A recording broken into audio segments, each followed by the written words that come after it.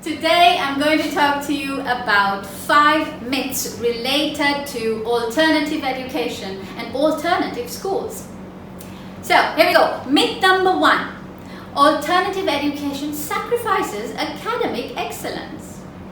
Now, while all schools differ in terms of the rigor in the approaches to academic excellence, by definition, alternative schools are no less in rigor. And what we need to understand here is that in an alternative environment, children or students take ownership of their own learning, which means that they take their own pace, they have their own style, and they're given the freedom to learn in the manner in which they are most comfortable in. So this does not sacrifice academic excellence. In fact, it is a stepping stone to embracing individuality and maximizing their results or outcome. Then we move on to myth number 2. Alternative education relies greatly on parental involvement.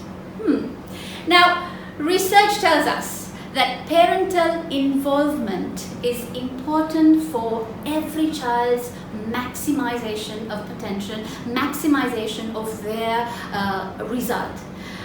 While saying that, we must understand here that parental involvement is not about you sitting right next to your child and correcting each and every attempt that they put. But in fact, it is your presence, is your motivation, it is your guidance in terms of letting them be themselves and carrying on in their learning tasks as best to their potential and style.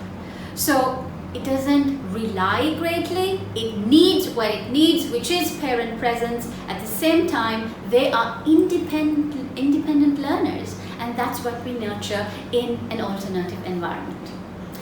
Now, myth number 3.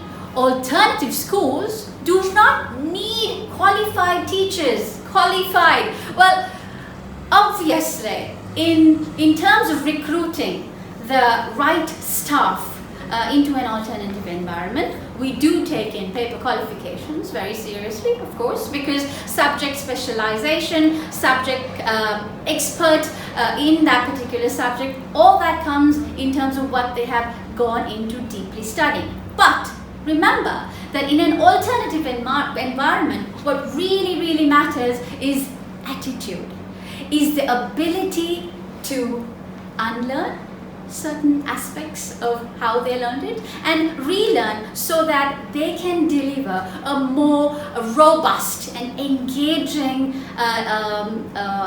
delivery in terms of their students and in their classrooms. So we must remember that that is the most. Qualification comes in terms of their paper qualification as well as a very robust attitude. So there we are. Now, myth number 4 will be alternative schools, small class sizes do not provide competitive environment. Interesting, isn't it? Well, alternative schools, small size classes are intentional. Why? Because they give the space necessary for every individual child to compete with themselves. Because competition means that you compete with yourself to be the best version of yourself, not to compare yourself with another and put yourself down or put yourself up in the pedestal. Alright? So we must remember that. That space that you give in terms of small sizes really brings out a competition that is no better than any other than just yourself and the best that you can be. Alright, so we move on to myth number 5, which is alternative school students are not prepared for college. Well,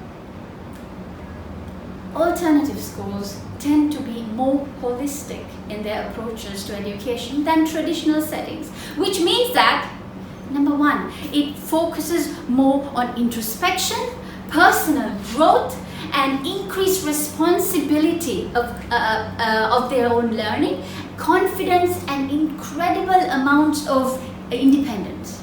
Now, are these not stepping stones to success in college?